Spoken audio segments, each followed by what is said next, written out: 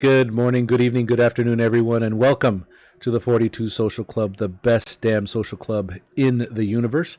Thank you so much for everyone joining me. I am your host, Jedi ASU, and we are going to continue to have the conversation about the Pac 12 fallout and what everything else is going on there. The illustrious and the fantastic Brad Denny will be joining us for the next 45 minutes to talk about and share his thoughts on what we're doing on the day after, as it were. So go ahead, pour yourself a drink, sit back, relax, and let's get social. And I'm going to jump right into it. Brad, how are you? Everyone can see you. You can see everyone. How are you, my man?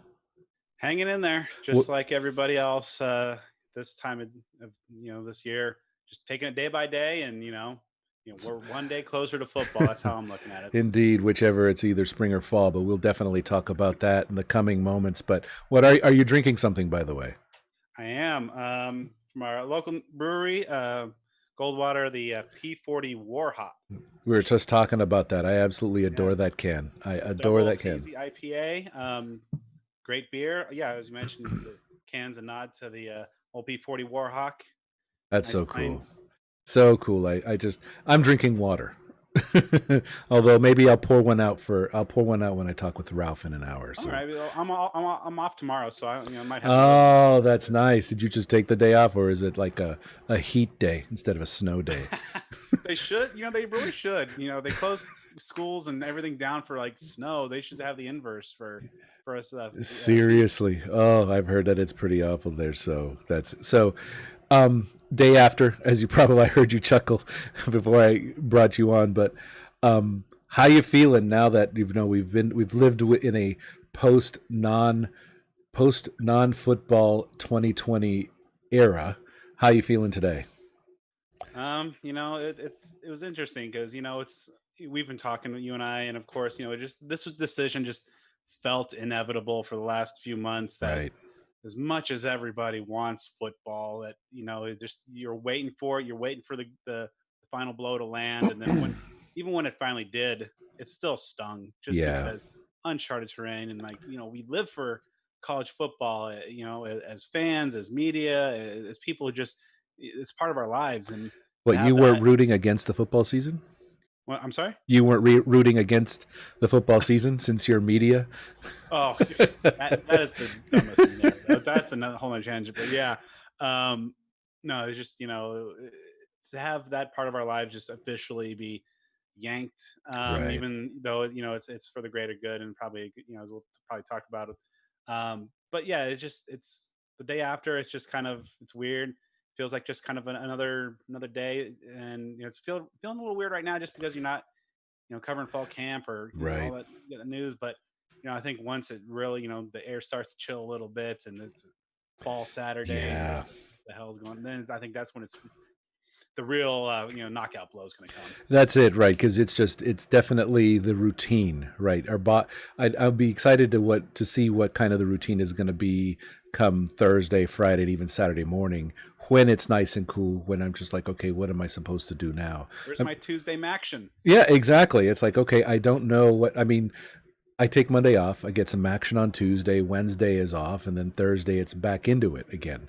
So that whole cycle. I mean, what was it? Ralph actually posted this, and I'll ask him about it because he's going to be on here in an hour. But he posted a tweet of, "What are you guys going to do this fall?" And I'm like, I think I'm going to resume scrapbooking. I think it's just all these old hobbies that I used to have time or made time for. Right now, I'm like, well, I guess I have time for, so now I can't. I don't have any much excuse to not do it. Although I guess maybe I should just exercise more. I think that should really be That's it. probably the correct answer for just about everybody. We should But all come yeah, back in it's shape. not gonna. It could be the same hit rate as like exercising was in the New Year's resolution or something like that. Yeah, I think getting to the gym, well, if you can go to the gym, right? If it's open. Yeah, so that's another thing, right? Can you go to the gym? Are they open yet for you guys? Are they doing stuff outdoors? No, not yet. And then the state just put out a bunch of benchmarks. State's not there yet. To Right. even even when they are able to hit those, it's going to be like limited capacity. A gym just got busted today that they tried to open in defiance of the Really? order, and they got the hand slapped already. So It's like that guy in New Jersey. They voted to revoke his. They revoked his license 5-1. The city council revoked this dude's license because he was so defiant so many times. They said, "All right, we're just going to take away your license." That's the thing. Like people, there's these orders or these recommendations that people say, hey, for the greater good, do these things. And then, but it seems like if there's not a penalty associated with it, they're not going to Right. do it. And hey, I think that's kind of how we ended up in a situation where we have a fall without football. Exactly. And again, it was, I think, well, anyway, just to go to yeah, there a lot of not enough people were making enough sacrifices, and that's where we were, and we weren't even thinking about it early enough. I think it's just everyone's like, let's just linger, and because something will fix it, something mad, it'll be the Avengers will come in, they'll fix it, and then we get football, come Yeah. August, and it's like, Five and nah, 6 months, that's forever down the road. we got plenty of time, especially in the era of little blips where you can get a whole story on Snapchat in a few swipes. But exactly. So I did have a question for you, and I thank you for pointing me in the direction of the Pac-12 conference meeting. But I also wanted to talk about, and I was talking about this with Hode, um, the ASU press conference that they had directly after. One, have you seen or heard of any other schools doing that? And two, what were your impressions of that ASU press conference? As of now, I mean, I've seen schools have release statements and various from different conferences around. I think Scott Frost in Nebraska. I mean, that's a whole thing in itself of just the Yeah. Nebraska rebellion and all that stuff. But the impressions I took away was, I came across pretty impressed. I mean, it was very clear that the school is putting the health and safety and the well being first and foremost, Right. for their players, for the support staff, for the coaches, for everybody involved, Hmm. because obviously it's a huge undertaking. People think, oh, they see college kids, the age range, and oh, you guys will be fine, but they don't, necessarily understand, see the big picture. Like, well, those kids come in Right. contact with so many people, and you know, um, but yeah, It's it's a not a bunch of 18 and 22-year-olds on staff either. yeah. I mean, it's a large undertaking to get a football program going. So, it's been pretty clear from the jump that this staff, this program is going to put the health and well-being as the most crucial factor. Right.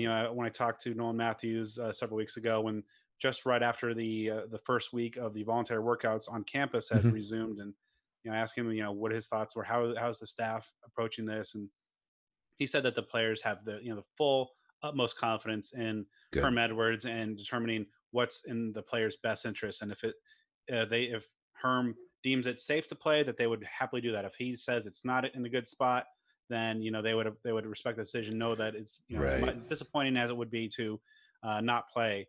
They understood that, and you really got that sense. In talking to Ray Anderson, Herm Edwards, and the school doctor that was talking about all the complications. And the one thing that came up was just, there's so much uncertainty Right. in terms of not just the here and now, and that the fact that the danger that the virus presents now, or to the players or coaches and everybody else, but the long-term effects. Of course, they're talking about Right. the long-term heart conditions. Ray Anderson shared that story of his father passing away Hmm. prematurely. Saw that. And yeah, and the idea to him of 7-8 years down the road of uh former Sun Devil student athlete dies from a heart issues that can be tied back to contracting COVID-19 during Right. Mm. a fall season. I mean, that's an unacceptable risk. So Oh, um, absolutely. And he also reiterated, right? It's like, even though Ray Anderson is a lawyer by trade, he was addressing the waivers that everyone yeah, would be signing. And he's like, we're not in that business to be able to allow you to waive away your rights so you can do something. We're here to protect you, right? So I think that was actually a very good point. more about And accountability and responsibility. I think something right. was along the lines of something he said, and just I mean, with his legal background, I mean, that was of course a big topic. And with the players, the We Are United and we want to play and all that stuff, and making those demands, saying, hey, that was kind of part of that. But it's a real tricky situation. But when you have just so much uncertainty, and it's for every answer that we get Right. during this pandemic, 3 or 4 more questions pop up in its place. you know it's a matter of kind of how risky do you want to take it? And I think the Big Ten and Pac-12 have been, at this point, more prudent than the other three Power Five conferences. And that's the interesting thing, right? Because I think it's again that Larry Scott, Ray Anderson, everyone that you've seen, even the statements from all the other schools have said that based on the medical advice that they have received from the advisors that the Pac-12 had. And I brought this up to Hode, and I still can't find. I have a screenshot of the tweet where it said that there were 24 medical advisors that were part of the Pac-12 Many of advisory. them independent. That's what it was. Almost half or more, 12 to 14 were independent. Where for SEC, they were all there's 14 of them, and they're all team doctors or involved with the university in some way or another. So I'm just curious, had you one, do you recall that tweet, and two, have you seen it where there's a breakdown of who's advising the other conferences elsewhere? I did see that tweet. I believe it was it was a Reddit college football account Yes, that put that out there. Yeah, and so that's interesting because you're looking at a situation where and these conferences are sharing some information, of but course. that could also leads to another major issue of just kind of the lack of a central authority Right. in the sport. So basically, you have these kind of war or not brink of war, five kingdoms, going at Yeah. kind of cross purposes, but you have doctors and medical staff and experts seeing the information over here and coming to Right. one conclusion, another set over there coming to a different conclusion, and then also so then you have to naturally wonder like, okay, you're seeing the same things, both presumed to be capable medical professionals. How are you Right. coming to such different conclusions? What other factors are pulling there?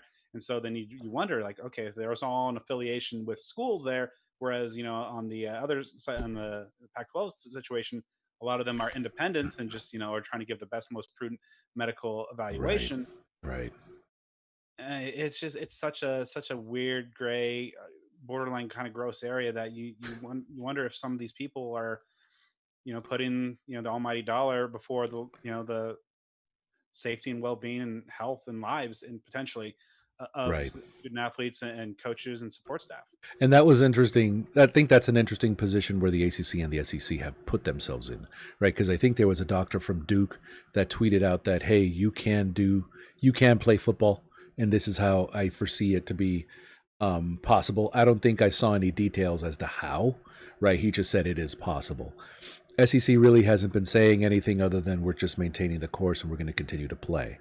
But I think there was a tweet from the Big 12. I don't know if it was a doctor or one of the presidents, and I don't know if you saw it. I didn't get to see it, but Hode brought it up about saying, look, this is what our plan is for now. We're going to continue to proceed. However, if we have to pull the trigger and back out and cancel the season based on something new that we learned, we will. And so it was interesting, like I was saying, it told Hode is that it's an interesting way to play the fence, right? Because now they're not truly in bed with the SEC and ACC, but they're also not truly, you know, giving themselves an out. I don't know if you saw that or if that just kind of makes sense as Yeah, well. yeah, they let out some pretty detailed protocols in terms of their testing and all the stuff, and I Right. believe it. And also one of the notable things is include a lot of cardiac health and screening and testing Saw and that. evaluations. Right. Kind of going back to one of the reports that is widely cited as one of the reasons why the Big Ten and Pac-12 did maybe pull the trigger. And it's interesting because you wonder, did the Pac-12 and Big Ten, were they premature? Is Yeah. there anything to lose by the other three conferences saying, all right, for now we're just going to stay the course, see how these next couple weeks unfold. If we can push it back, maybe kick the can down, further down the road. Uh, you know, go. If they're going to cancel a season, it's going to be scratching and clawing on the Right. way out. But it's there's such uncertainty in terms of the feasibility and also just kind of the benchmarks that these other conferences are going to go by. And Right. obviously the SEC seems to be dead set on having a season. The ACC seems to be Mm-hmm. in that way, and then kind of Big 12 is kind of that swing man Right. of just And so right now, you wonder if there's no harm in calling things off as of yet, from their perspective, potentially. But I Yeah. think that's one of the things the Pac-12 says, like rather than just deal in constant uncertainty and chaos and try to be constantly juggling everything. changing plans and adjusting things day in, day out, week in, week out. We'll just give ourselves a good set of time, a a line of demarcation. Okay, To January figure it out. 1st Yeah. is the first time we can do this. That gives us time, so we're not having to basically kind of reshuffle the deck chairs on a Titanic, Right. every day, trying to fit something into a fall season. Exactly. And that was kind of the way. And one of the driving factors, obviously, it was the medical condition and laying out. And one of the things that I was curious about, although with your podcast earlier, I think it was Ryan Newsom, right? Is it Yes. that he recovered? But one of the biggest concerns I had was lung capacity. He said in the podcast that he would have difficulty just getting up, right? Getting out of bed. But now it seems that he was able to recover. So maybe that my concern about lung damage isn't as worrisome. But again, I don't know if COVID-19 actually attacked and damaged his lungs. That I don't know. And that's the tricky thing. It just goes back to the uncertainty factor is that Right. this virus affects people in so many different ways. Because Exactly. his wife contracted as well, and she was very mild. I think he said asymptomatic, Yeah. whereas Ryan, a guy just months removed from playing major college football, Right. a guy training for the NFL, gets ravaged and Yes. it knocks him around for a month. And as Right. you mentioned, he was saying like he took a step out of bed and he felt like he was going to die. Yep. But then of course, you have those people that think, oh, it's pretty binary. It's either you're an old person and you die, or you're fine. But Yeah. that ignores the abundance of evidence that is a That's wide not it. range in between. Whether it is the Absolutely. heart stuff, or it is the lung damage, or it is other complications that maybe make you more susceptible to other things down the road. Right. And so, yeah, I had the conversation with Ryan Newsom, and it was pretty eye opening because he's a guy that I asked him, when he was training, it was kind of the pandemic early stages before it really flared up Right. everywhere here. And he was like, yeah, I just, it was just kind of like it couldn't happen here. I didn't really think it was a big thing. And then it's one of those things, it's just like a lot of things in life that are kind of unpleasant that you don't think it matters until it happens to you or somebody you know. Exactly. And I think he even put it right. I think, and it was a very intelligent statement on his part. I think it was him that said, it's like it's almost as if in America, you don't think it can happen to you. It's not going to happen here. It's far Yeah. away. And all of a sudden it's here and everyone's like, okay, how do we handle this? And no, and this and that. And it's like, no. So it was just a very intelligent interview on someone with firsthand experience, on how they do. I mean, there's a few people I've already talked with. There was a gentleman on the 42 on the virtual Sun Devil Summit. He's still kind of recovering from it. Actually, there's someone else that she's recovering. She had it earlier on, and so she's still kind of recovering. But it's all the lingering effects that everyone's really worried about. And I think that's what the biggest driver was. Is like, okay, I understand we're going to be losing nearly $1 billion in revenue across the entire conference, right? Driven mostly by football, but other sports. But I think again, it's to your point, the vision of being able to take the lead and say, what, we're just going to pull the trigger and not have to worry about this and that and adjust constantly is I think is a testament and something good for the Big Ten and the Pac-12. But Yeah. I think, yeah, because I mean, it's one of those things where, yeah, there's still so many unknowns you right, don't know, and you're trying to put these protocols in place, and you don't have the luxury of the NHL and the NBA to just yes, bubble them up, which proves to be or it's seems to be working. working pretty well. You see the complications in baseball where they're not having that Yeah, factor, but just the nature of professionals versus amateurs, as you want to call them. But I mean, it's one of those things where you see like if they just finally drop the charade and yeah, call major college football players what is, and kind of get rid of that veil of amateurism and just like, all right, so you understand what we all understand what the deal is here. We're going to right, deal in reality. Then maybe you could have had a more bubble-ish measures in place, but right, it's a situation. Yeah, obviously, you want, instead of maybe just having week after week, trying to manage a season and the getting into a season and the inevitable challenges and scenarios that right, are going to play out there. Just give yourself a few months of breathing room to kind of just really hunker down, get more information, get more informed, and try to draw out and draft more measures in place so that when the calendar does turn to 2021, that you are in a much better position to address these things, maintain these protocols, and hopefully the virus is in a more under control state. Right. In the Pac-12 football and nationally, when in come January. Exactly. And I was wondering, I don't know if you read that. I don't have that tweet handy by the Big 12 president, but he was talking about what their processes were going to be.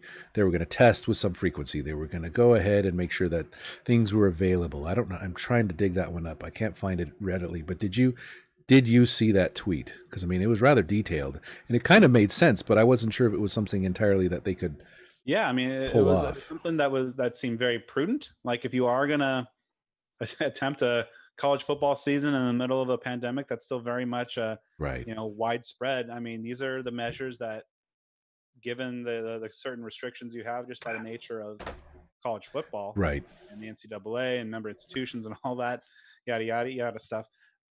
That these are common sense things. These are good things that you're going to put in Right. place, and I would imagine that you know if and when major college sports does come back in full force, with the barring a proven vaccine. I mean, a lot of these things are going to be kind of part of the new normal for the interim Absolutely. period. And that'll be, I think the key also, like you said, is reducing the community spread. Once we get a handle on that and actually be given a way to contain it, because for me, that's what I would like to, similar to what the Big 12 put out, I would like to see something from the Pac 12, something similar, but in late October. Okay, we're 60 days away from resuming all these activities. This is what we're going to do in order to protect our student athletes. Because I don't think, if we don't get something by end of October, I don't think we're going to see anything come January. I think it would be too late. Yeah, I mean, that's one of the things that the Pac-12 and ASU were very clear in kind of saying this isn't a cancellation; it's a postponement. So Right. and so that's one of those things that they're just they made it very clear that it's revolves around competition. So obviously games, but the Hmm. on campus trainings are going to continue. That Right. eventually practices, once things get into a better spot, can hopefully start to get underway. And so it just you give this postponement does give you the benefit of having time to absorb information, to try to Right. build in these protocols, develop these new things. Because you look at kind of the old thing of just where what we thought we knew, or things that we didn't know a month Right. ago about this whole situation versus now. So you look and project maybe a couple months down the road, with some, at least in Arizona, Right. finally after the huge surge, things are Hmm. starting to It's get in a coming more down. manageable spot. So maybe you start to have some of these things that allow you to get back to work. You're able to roll out some new protocols, Right. new systems in place to keep these student athletes and everybody involved in programs safe. So it's such an evolving beast, and I think it was kind of Right. a prudent course of action. Disappointing as it might have been for these things to just kind of give themselves that time rather than just try to every day is Right. a mad scramble to be trying to address and put in this place that these other conferences I think are setting themselves up to be facing here soon. That's the key, right? Because I think back to my earlier point, right? We're at about 85 days before the end of October, so that means that we should be seeing drafts of some sort before then to say, okay, this is how we're going to go ahead and proceed in the spring. But yeah, with the other conferences, and again, I definitely wanted to get your thought on potential spring ball, but I agree with you. I don't. How soon do you think the remaining three conferences will start canceling? Obviously, the SEC will be last, but which of the remaining three will be the first to say, Yeah, okay, I mean, you start to look at they're looking at late September, maybe early October type timeframes for starting. So you got to figure 6 weeks out of that, just try to get a decent training camp. So right, I mean, if you're a shortened training camp or anything like that nature, again, also putting the health and safety of the players at serious risk. right, So I think once you start getting in the next few weeks, I mean, certainly within a month's time frame, I maybe things drastically get under control, and maybe the cancellation of two major conferences, and I believe at this point roughly half the FBS right, is bowed out of fall. exactly, Maybe that'll be the wake up call for people to start taking it seriously, drop that community spread. But I think the big challenge here is, of course, is campuses are just going to start to be opening up. I believe Hmm. ASU campus opens up on August 20th. Wow. Okay. So Still coming. yeah, and so like right now, I mean, of course, you're seeing around the country, these student athletes are training, they're isolated, they're within their various schools, and like at ASU, Right. very strict protocols, and they're having great success in that respect, and which is great. And I think that's a Hmm. wonderful thing, because during the spring and summer, you had everybody just kind of back home, and Wherever they you know are. you're not able to control those things and manage. Now you are, but then you add the element of just okay, now you have thousands and thousands of students coming back. Yep. All it takes is one slip up. And then one of the things that Ryan Newsom also talked about is, I asked about just the feasibility. Do you trust these 18, 19, 20-year old kids to follow the protocol as much as they want football? And I mean, he's like, it's possible, probable, Yeah, it however. was a great point. This is ASU. That's what we That do. is exactly what he said. He's like, it's ASU, man. Like, you kind of know, and all it takes is just one person Yeah. to make a poor decision, go out to a party or something. Then all of a sudden, the house of cards falls down upon itself. And you look at that. That's how these conferences are going to have to be. I mean, the path to fall football is there anywhere. It is. It exists, but just the Other countries have probability. proven it. Yeah, and the probability of getting there and the margin for error is basically non-existent. Like, so many Yeah. things like dominoes have to fall the exact right way for this Yeah. to get underway, and that's what I think is the complicating factor. Is like I think you put out the over unders, back when the revised schedule came out, and I think we all had them pretty low. We Maybe did. maybe a couple weeks Yeah. before, um, and so like it'll be interesting because with the NFL, I think they're in a different spot. Obviously, they're professionals and different protocols and different abilities to do things. But even Do Mike you think they'll Tomlin be was, able to do it? yeah. Much like, again, even Mike Tomlin publicly stated that he has his own serious reservations that the NFL is able to do to Yeah. pull off a full 16 game slate. And man, it's so hard. And given where things at now, and but you go back, and back in March, everybody took this seriously. Everybody's all right. Okay, we'll lock it down. We'll make the Yes. short term sacrifices of just the hardship of having to stay home and put on a mask and just make these short term things. And Right. it sucks for everybody. It's been hard. There's no question It about it. still But is. yeah, but people didn't take it seriously, and leadership didn't take things seriously, and that's why the United States in a situation where it's in right now, and other We countries are. are in much better spots than their pro sports leagues have been back. Absolutely. They're playing without fans, but at least you're watching them, right? Yeah. And at least you get to see what that is, right? And I think that's still, what is that? We have September, October, November, December. That's 4.5 months away. So there's still a chance. I mean, I don't know, but I mean, let's say there is a chance, right? Ultimately, ASU is in such a great position to have a great baseball and basketball season. So that would be amazing to see come January. But with football, your thoughts on spring ball, right? Is it possible to have a truncated season during that time? What do you think? Yes, possible. Kind Okay. of to echo Ryan Newsom, but probable, or even to the level of Urban Meyer, saying no He chance. did, right. I mean, I think like you'd have to start early. In a We're situation, talking I like think my January idea is, 1st, like games January if 1st. things go well, maybe, yeah, maybe Okay. instead of both January 1st being all the wonderful bowl games, maybe it's the kickoff of, I don't know what day of the week that is, but start somewhere around Kickoff then. weekend. Okay. Yeah, then you kick off weekend or something. I mean, but just the physical toll that Yeah, playing competitive football. I mean, it's not just exactly. ESU's 15 spring practices from February into through March that they've been doing the last couple of years. I mean, this is full contact. So maybe, I mean, certainly not 12, certainly not 10. I don't think 8. Maybe you get Right. like my idea is like you play a round robin in your division, so 5 games there, Hmm. based on whoever comes out on top. That's the South North champs meet for a sixth game, Okay. and then you're the, I don't know, asterisk champions of the West or something along those lines. That's But cool because that'd only be 6 games.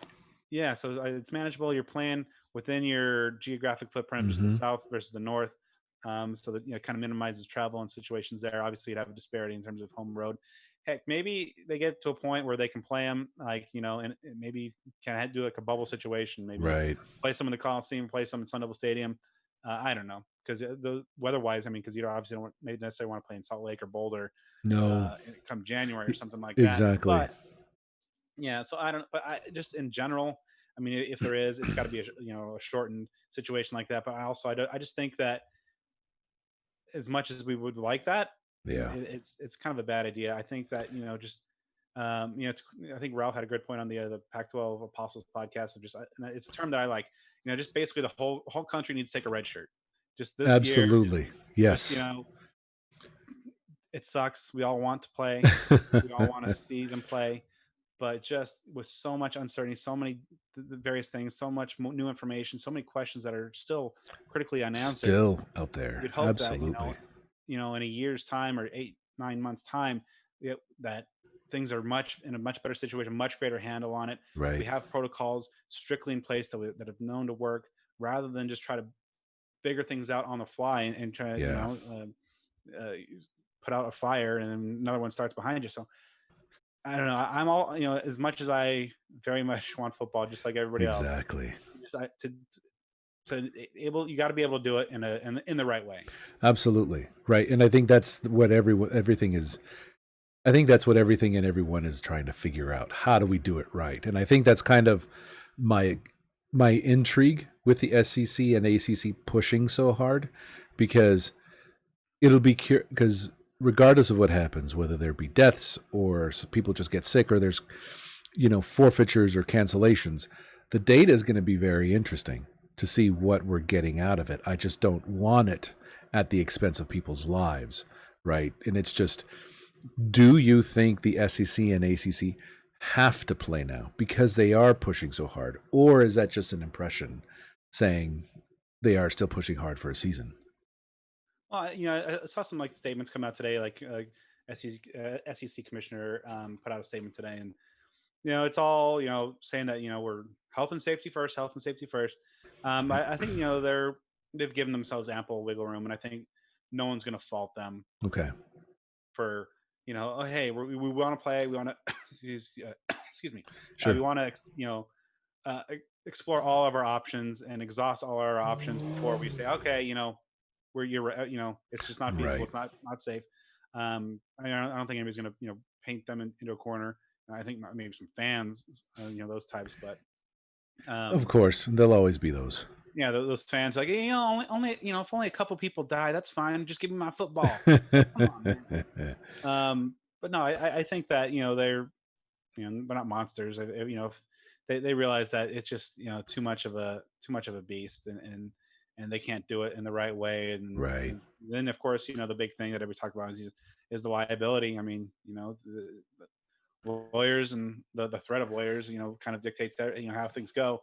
So you wonder if how that's all going to parse out, and Right. of course that goes ties back into the the players Hmm. coming together in terms of either a player association or the infant stages of unionizing or something along those lines. Right. They're just a lot of factors, and that kind of I think goes to what I think is ultimately going to be the biggest thing to come from this pandemic, this weird aborted 2020 year, is that I think you're going to see some of the big seismic changes to the sport that have been Right. long overdue, kind of percolating off to the side, whether Hmm. it's in terms of like the Power Five breaking away because, the NCAA, kind of Right. useless. Don't really need them. Still Um, not in this situation. Absolutely. They prove yeah, their worthlessness. yeah. Just when all they do is kick the responsibilities back out to the conferences, and then you have that infighting, and everybody's on different pages, if not entirely different chapters. And Exactly. so I think you're going to see, the beginning of those changes in terms of finding a collective authority, a national authority for major college football. Hmm. I think you're going to see, and I think as part of that, you're going to have a collective voice of the players who for so long have been Right. not they've just been the workforce, and now they finally are realizing that they have the power, they have the leverage to make their voices heard, make their demands heard, and be an integral part of Right. the reform to the sport that we all love. I think that's going to be.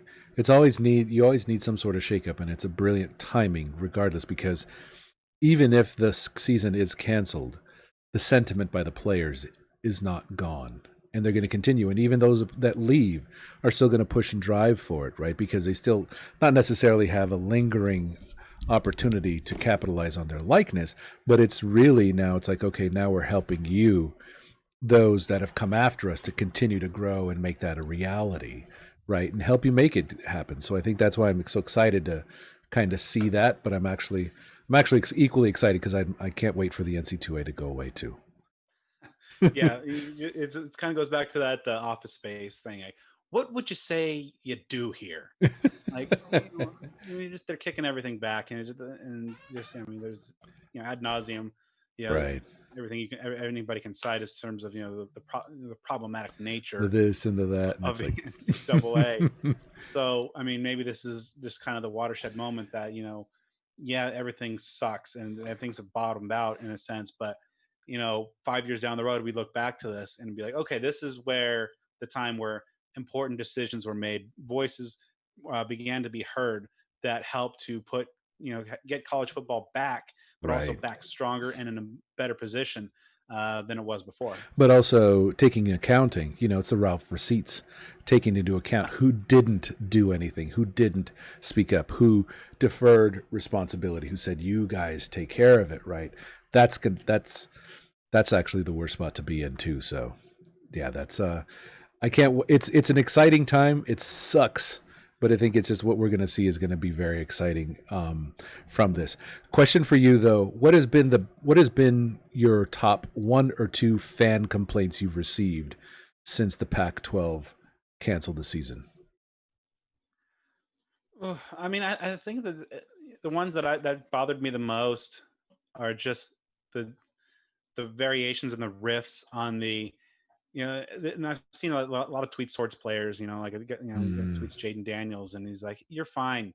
You are in the age range. It's not gonna hurt you. It's almost impossible to die," right, and that just is so gross because I mean, it's dehumanizing. It's basically like, hey, go, we talked about on the Speak of the Devils show last night. It's like you're reducing these players just to gladiators. You don't care about them right. as young men who are navigating college football, their hopes, their dreams.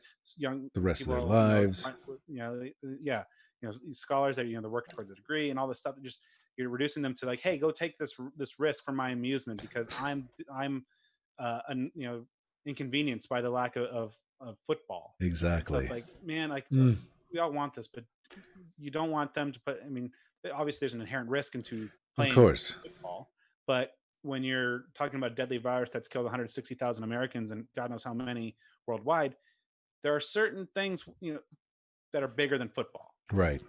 Just take a step back and see, be human, have some Hmm. empathy, see the forest for the trees, and just like I've seen a number of those. Thankfully, not too many, but just there's always those have just been the ones that just felt the just most gross. Just It's that selfish angle that, yeah, look, I am inconvenienced, so go out there, and I'm not going to wear a mask. I'm not going to take care of other people, and I am not going to, think of the greater good. So get your ass out there, because yeah, you are young and you're, what is it?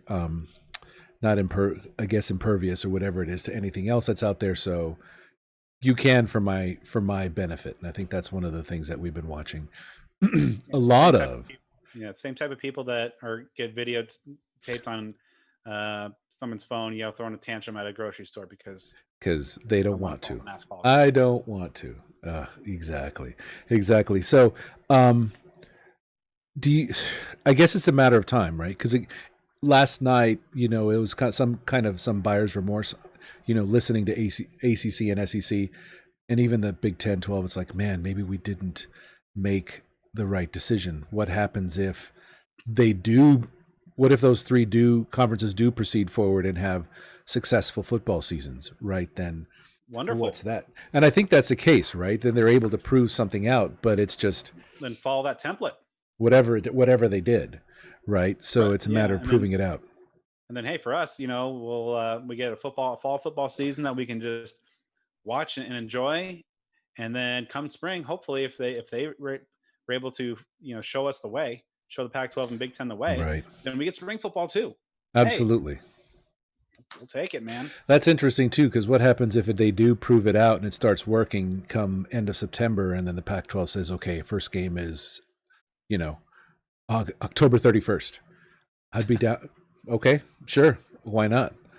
I'd be Yeah, down for that. well, Well, I wouldn't hold your breath on a nice thought, but I mean, yeah, if they are able to, what I think is, to defy the very steep odds and pull this off successfully, that's wonderful. And nobody gets sick, nobody dies. right, And there's football, then great. They can, put that boast on their trophy shelf or whatever. But hey, they showed us the way. They lit the path forward that these conferences can go forward, and those lessons obviously would be right, useful for the proper 2021 season, right. and just getting take a big step towards that normalcy we all crave. Absolutely. Do you think there's going to be a chance that they're going to? Do you? What are your odds? Do you think a season's going to happen in those three conferences? Do you still think it's 50-50, or do you think it's leaning one way or the Oh, other? that they That they get do, to start a season or finish yes, a season. that they get to start. 25%. Really? Okay. What do you think will happen between now and then that will change your mind? In terms of Them making canceling, making them deciding to cancel the season. maybe them. I think that I just think they're going to see the difficulty, and numbers aren't going away. I mean, Okay. it kind of goes back to the players saying, "Oh, we want to play," and coaches saying, "We Right. want to coach," media, "We want to cover." Want has nothing, not a damn thing to do with this.